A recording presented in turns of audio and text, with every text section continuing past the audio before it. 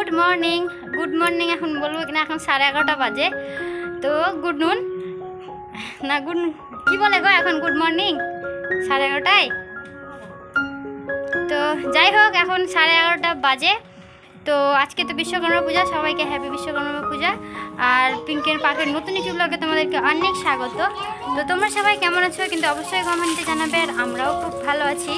তো আজকে বিশ্বকর্মা পূজা সকাল থেকে যেটুকুনি কাজ হয়েছে সেগুলো তো আর রেকর্ড করা হয়নি। তো আমি দিনটা এখান থেকেই শুরু করছি।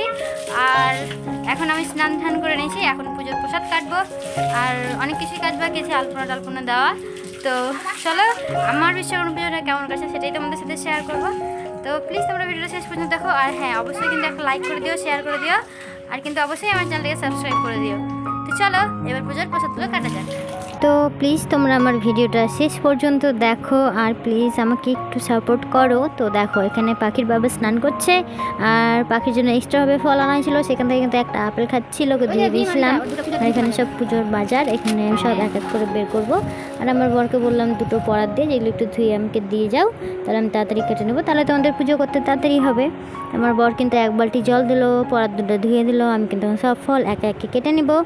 আর আমাদের বিশ্বকর্মা পূজা বাড়িতে যা হয় তোমরা তো আগে দেখতে পাবেই। তো আমি তোমাদেরকে বলে দিই, আমার শ্বশুরমশাই করে, বলতে বাড়ির ছেলেরা করে, শুধু জগরপাতি আমাদেরকেই করতে হয়।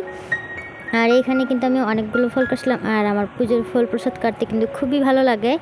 আর তোমরা কে কে আছো এমন যে পুজোর জন্য জোগাড়পত্র করতে ভালো লাগে, আমার মতো ফল কাটতে ভালোবাসো, অবশ্যই কিন্তু কমেন্ট জানাবে। আর তাই জন্যই কিন্তু মানে মনটা বেশি আনন্দ হয়ে যায় বাড়িতে কোনো পুজো ছোটোখাটো করে হলেও। হ্যাঁ, আমাদের সামর্থ্যে যেটুকুনি আছে আমরা সেটুকুনিতেই পুজোটা করার চেষ্টা করছি। আর ভগবান যদি দেই তো সববার চেষ্টা করব অল্প হলেও করার। তো এই থকাটাও আমি ধুয়ে নিব, থকাটা নাকি ঘটে বসাতেই হবে। তো দেখো, আমি এখানে ফল কাটছি, আমার বড়ের সাথে গল্প করছি, আর আমার মাম্মা আমার কাছে বসে বসে ফল খাচ্ছে। আর যেটা মেন কথা, যে আমি পুজোর যতই ফল কাটি না কেন, আমার পাখি যা দেখবে তাই নিব খাবো করে, তাই জন্য আমি ওকে কিন্তু অল্প অল্প করে সব দিই, যেন আমার বাচ্চাটার আত্মাটা না কষ্ট পায়, ওই জন্য দুঃখ না পায়। আর এখানে দেখো আমি আলপনাটা দিলাম ঠাকুরের কাছে, এখানে সব প্রসাদ টসাদ রাখা হবে। আর এখানে সব হাতিয়ে কিন্তু একটু একটু করে আলপনা আর সিঁদুর দিব। আমার মেয়েটা কিন্তু এখন ক্যামেরা করছে, যেহেতু একটু ভালো করতে পারছে না, তো প্লিজ তোমরা একটু মাইন্ড করে নিও না। তো দেখো, আমার বাবা কিন্তু এখন রেডি পুজো করার জন্য। আর ও কিন্তু খুব খুশি হয় বাড়িতে এরকম কিন্তু ছোটোখাটো পুজো পাল হলে। তো চলো, এই যে দেখো, এটা হচ্ছে পাখির বাবা। আজকে আমাদের বাড়িতে মানে যারা পুজো করবে এই সাদা ধুতিটা পরে, আর সাদা গেঞ্জি থাকলে পরে, না হলে না পরে। দেখো, এরা কিন্তু পুজো করতে লেগেছে। আর অনেকটাই কিন্তু আমার বড় করেছে আমার হাতাহাতি। তো এখন দুজন মিলে পুজো করবে। আর চলো তোমরা ভিডিওটা প্লিজ শেষ পর্যন্ত দেখো। আর এদিকে কিন্তু পাখির বাবার পুজো করা হয়ে যাওয়ার পর, পুজো করা তো হয়নি, বাইরে বাইকগুলো রাখা আছে, তো বাইকগুলোতে ধূপকাঠি দেখাতে গেল। তো পাখির পায়ে কাদা লেগে যাবে, জন্য পাখির বাবা পাখিকে কোলে নিয়ে চলে গেল। আর কিন্তু আমি এখানে কাজ করতে বসেছি। এখানে দুধ রাখা আছে পায়েস করার জন্য, আর এখানে আটা আছে চালছি, যেটা হবে লুচি। তো চলো তাড়াতাড়ি করে সব আটা বাটা মেখে দিই। আর ওরা পুজোও করবে, তো একটু দেখবো।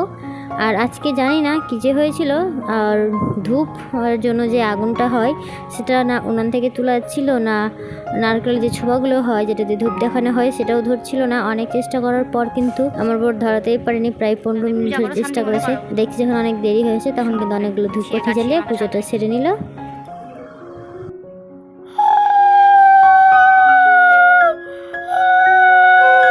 আর এখানে দেখো পুজো করা কমপ্লিট, পাখির বাবা প্রণাম করলো, আর পাখি কিন্তু শঙ্করটা ধুয়ে রাখলো। আর এরপরে কিন্তু আসবে পাখি আর পাখির জেঠু। দেখো, পাখি তো ছোট্ট, তাই জন্য দাদা মাথায় হাত দিয়ে রেখেছে, পাখির জন্য মাথায় হাত দিয়ে থাকে, কারণ পুজো করলে মাথায় কিছু দিতে হয়। তো দেখো, ওরা দুজন পুজো করছে। তো আমি একটু রেকর্ড করলাম, জানি না হয়তো কিছু বলবে কি বলবে না, তাও করে নিলাম আর তোমাদের সাথে শেয়ার করবো বলে। আর এদিকে কিন্তু আমার আটা মাখা হয়ে গেছিলো, এখানে কিন্তু আমি লুচি ভাজছি। আর আমার লুচিগুলো মানে বেলা গোল না হলেও ফুলে কিন্তু খুব সুন্দরভাবে, হয়তো আমাদের ফুচকা ভাজা হয় সেই জন্যই প্রত্যেকটা লুচি কিন্তু খুব সুন্দরভাবে ফুলে, এক একটা হয়তো হবে, তাছাড়া কিন্তু সব লুচিগুলোই দারুণ ফুলকো ফুলকো হয়। তাহলে চলো লুচি সবগুলো ভেজে নিই। আর এদিকে দেখো, আমরা যখন একটু শুয়েছিলাম খাওয়া দাওয়া করে, তখন দেখছি পাখি হেলমেট পরে পরে ঘুরছে। তো বললাম দেখি তুমি আরেকটু পরে দেখাও, আর তোমাদের সাথেও শেয়ার করব। তো দেখো আবার পড়ছে, ওর মুখটা এত ছোট্ট যে হেলমেটের মধ্যে মনে হচ্ছে যে একটা ছোট্ট পাখি বসে আছে। তো চলো, আমি রাতের খাবারটা এখন খেয়ে নেবো, লুচি আর পায়েস। আর ভিডিওটা তোমাদের কেমন লাগলো অবশ্যই কমেন্ট করে জানাবে। আর প্লিজ তোমরা ছোট্ট বোনটির পাশে একটু দাঁড়াও, প্লিজ আমার চ্যানেলটাকে সাবস্ক্রাইব করো।